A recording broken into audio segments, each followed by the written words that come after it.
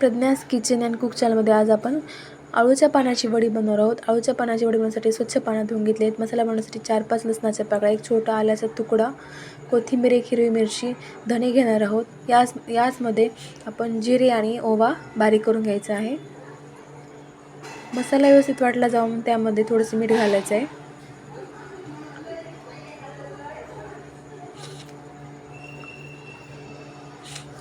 हा मसाला जास्त बारीक करायचा नाही, थोडंसं जाडसर ठेवायचं आहे.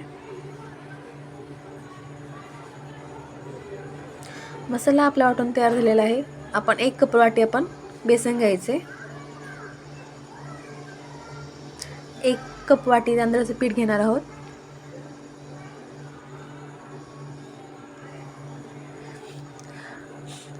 सुरुवातीला आपण मसाल्यामध्ये 1 मिरची वापरलेली आहे, हिरवी मिरची, त्यामुळे आपण यामध्ये लाल मिरची थोडी कमी वापरायची. 2 चमचे मी लाल तिखट घेतलेला आहे. 1 छोटा चमचा हळद, चवीनुसार मीठ,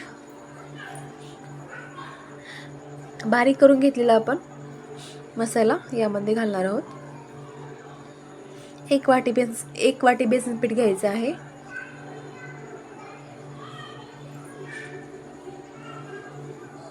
यामध्ये पाणी एकदाच न घालता थोडं थोडं करून आपण पाण्याचा वापर करणार आहोत. जास्त पीठ आपल्याला पातळ बनवायचं नाही, थोडंसं घट्टच ठेवायचं आहे पीठ. अशा प्रकारे आपण पिठामध्ये पाणी घालून एकजीव करून घ्यायचा आहे. यामध्ये गुळाचा वापर का करायचा आहे, कारण आपण जेव्हा अळूची वडी खातो त्यामुळे घशामध्ये खसखस खवखवपणा येतो, ते न होऊ नये म्हणून यामध्ये गूळ आणि आमचूर पावडरचा मी वापर करत आहे. आमचूर पावडर तुमच्याकडे नसेल तर तुम्ही चिंचेचा कोळही तुम्ही यामध्ये वापरू शकता. पानाची देठ थोडीशी जाड असल्यामुळे मी मागची देठ थोडीशी काढून घेत आहे. पानाच्या मागच्या साईडने आपण चारही बाजूने बेसन पीठ लावून घ्यायचं आहे. हाताच्या साहाय्याने आपण लावलं तर ते चांगल्या प्रकारे लागलं जातं, त्यामुळे मी हाताच्या साहाय्याने पानाला पीठ लावून घेणार आहे.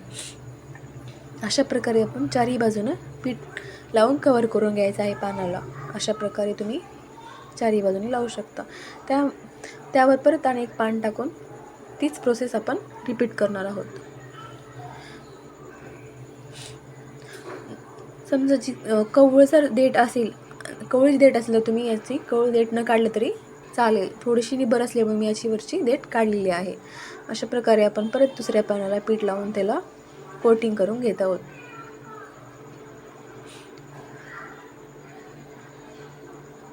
पानाला पीठ आपलं लावून झालेलं आहे. पानाची बाजूची साईड आपण त्याला फोल्ड करून त्यावरती पिठानं कव्हर करून घ्यायचं आहे.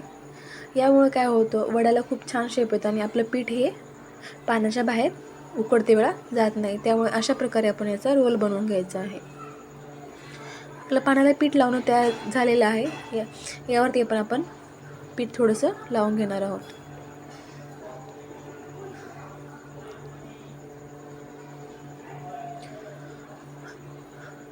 पाणी गरम करण्यासाठी पातेलं ठेवले, यामध्ये आपण पाणी घालत आहोत. पाण्याला अशी चांगली उकळ आल्यानंतर यावर आपण चाळणी ठेवणार आहोत.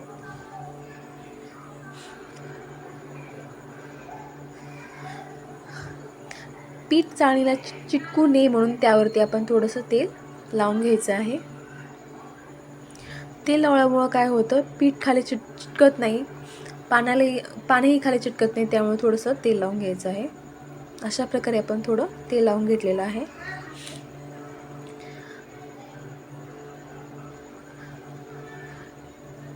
ही प्रोसेस होण्यासाठी 15 ते 20 मिनिट लागतात आणि गॅसची फ्लेम ही थोडीशी कमी करायची आहे.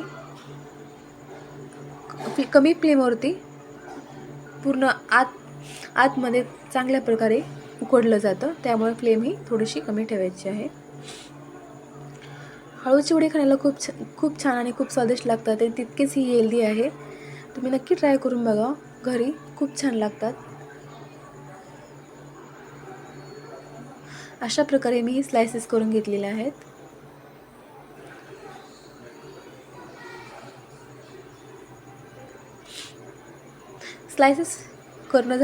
स्लायसेस आपले तयार झालेले आहेत. आपण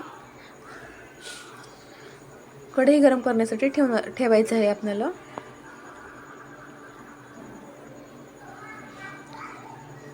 हे बघा किती छान अशी तयार झालेली आहेत आपल्या आळूवड्याला. आपण याला तळायला घ्यायचं आहे. कढई गरम करायला ठेवलेली आहे. यामध्ये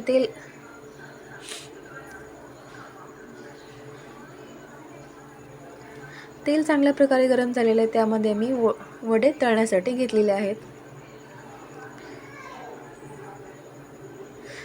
ही प्रोसेस थोडी तुम्ही सावकाश करा. आपल्या हाताला चटके बसण्याचे चान्सेस असतात, त्यामुळे आपण सावकाश हे काम करायचं आहे. सुरुवातीला फ्लेम ही लो ठेवायची आहे.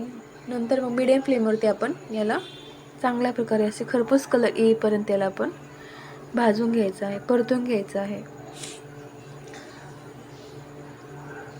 हे बघा किती छान आपले वडे झालेले आहेत.